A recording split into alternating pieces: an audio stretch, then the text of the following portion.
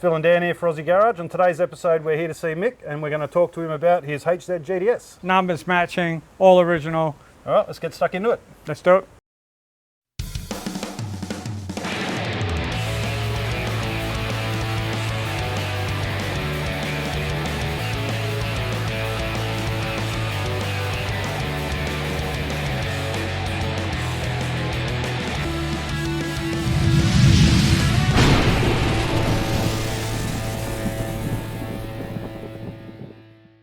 Hey guys, Phil from Aussie Garage, and we're here today to speak to Mike about his car.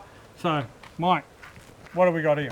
It's a 1977 HZ GTS. So they only made them for a couple of months, November to December, I believe, in 77. So it's one of the early ones. It's a 253, so they only made the 253s in 77. And then they went all 5 later. So yeah, she's matching numbers, original 253 4-speed.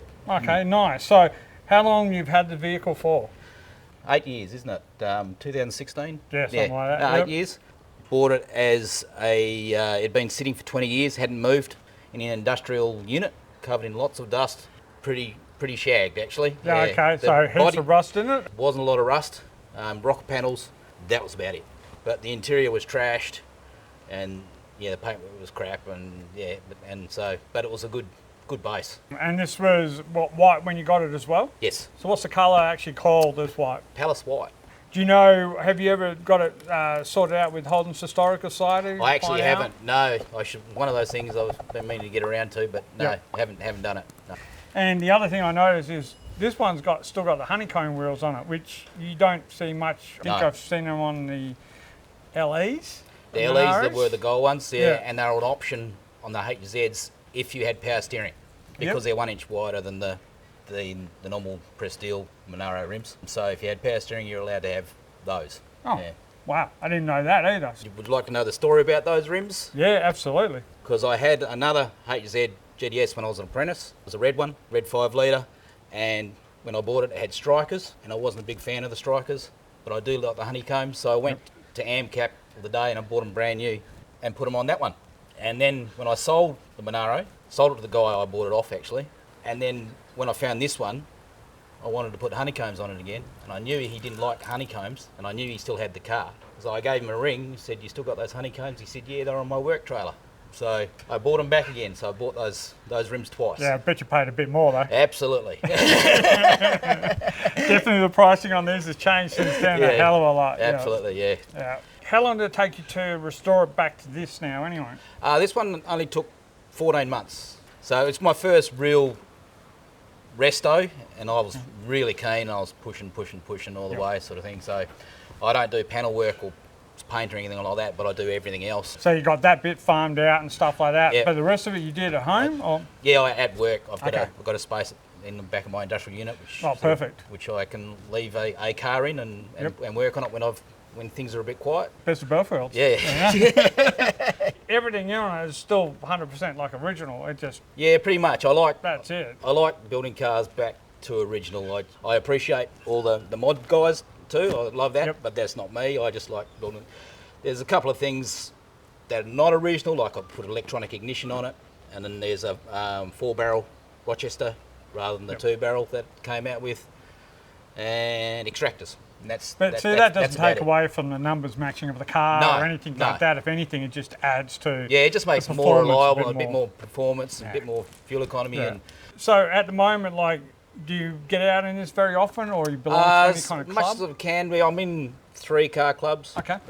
The Monaro Club at WA, Byford Classic Car Club. I'm a member of the Charger Club too. Because you've also got a Project Charger car. Yeah, I'm doing a Charger at the moment. Yeah. So what model's that one? That's a VH, a 71 VH. Nice. Yeah, that's under construction at the moment. Let's go have a look in the engine bay. Okay, nice. So, 253. It's got a warmish cam in it. Okay. The block is trimmed down a bit. It runs about a 10-to-1 compression. It's probably the same sort of power as the factory 308. Really, nothing ridiculous. Just a bit nicer to drive. That's all. Yeah. So what's sitting behind here at the moment? Aussie 4-speed. Different. It's got Salisbury in these. Not LSD. It's just a 3.08 she's certainly not a race Well, mobile. well, the 253s were never bred for speed. They're just bred for that cruise kind of level. No, that's right. Yeah, the power of the 202 with the fuel economy of the 308. Yeah. Yeah, definitely. But the good thing about these things is they were bulletproof. They were always reliable. They'll just go forever. Yeah. Absolutely go forever. Yeah. That's it. Good little engine. Well, I reckon we should go have a look in the interior. Let's do that. All right. Head to the website, guys. We've got new T-shirts online. We've got the Muscle Car shirts and the Banning Legend shirts. Okay, so, wow, this interior looks like absolutely original. Yes, this is how it came out of the factory. Yeah, contacted the guy making the seat covers, and they found this is the original Holden material. Yeah. They had enough to make 2 sets. So, wow, awesome. Because this insert is the hardest part to find. That's right. Yeah. Yeah. Did you have to replace any of the dash up here? Was that all cracked? Or? No. Perfect. It was all good. Yeah. Who did help you out with this? I got a upholsterer to fit the covers and stuff, and redo the foam. Yeah. So but it all turned out pretty good. And I actually got the Venetians at the back. Yep. Haven't touched the hood lining at all. It's got a little bit of a mark there. But yeah, but that's okay. That's still in really good condition. Still original. They all got the gauges all reconned as well. Okay. From a local guy. Got a really good guy down here that does it all. And there was no stereo in there. It was just a big hole. Okay. So I've sort of filled the hole with just a basic stereo. Probably would really like to put the original one back in, but yeah, it's one of those things. Well, the good thing these days, you can get, if you can find yourself an original one and get a Bluetooth. That's right. You have all the facilities of the. No, it's getting pretty tricky now, isn't it? Yeah, it's really good.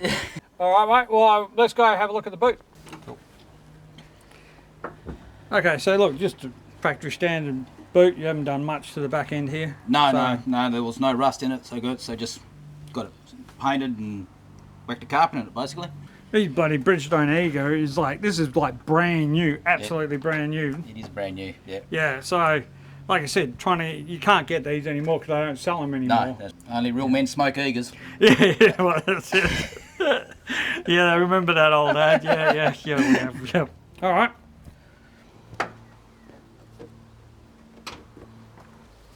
All right, Mike, we're on the back end here. We've looked in the boot and stuff like that. So the exhaust at the moment, what's running through the system at the moment? It's just a twin system, no balance pipe, 2-inch, couple of sports mufflers. That's pretty much it. Yeah. Pretty much running what was standard. Yes. Yeah.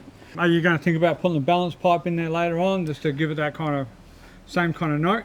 Maybe, I don't know. Yeah. I don't mind it the way it is. So okay. Yeah. I like the old thong slapper sound. So. Yeah, fair enough. Yeah, some people just go, oh, I can't handle that 4 cylinders coming out this way and 4's coming out that side. It just drives me nuts. Yeah. But, yeah. No, it doesn't bother me. And it's a good thing you got all the original badges and stuff like that. Did you have to source those, or you still had half decent ones on there? I think I had to source one from memory. They look just as good, the repo ones. So. All right, mate. Well, I think we should get ready and go for a cruise. Sounds good to me.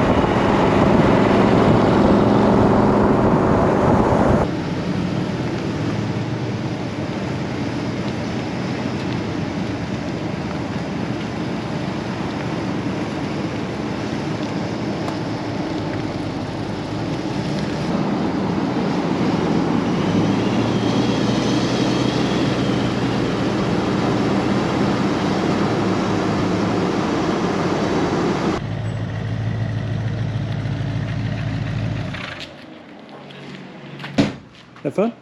Yep, awesome. All right, Mick, thanks for having us out here. This is a beautiful HZ, mate. It's lovely, and the cruise was sensational. It just hugs that road. And we appreciate you having us out and allowing us to interview you. No worries. Thanks for coming, guys. And I really do like these sort of videos on YouTube and whatever. I watch plenty of them myself, so it'd be interesting to get me one myself. Yeah. So yeah, that's great. Thanks, guys. Perfect. So like, share, subscribe, get onto our channel. If you really get on there and support us by liking the channel, it does help us and it does change how we operate. And likewise, give us feedback at the end of each video. We love getting your feedback as well. All right, catch you next time, guys.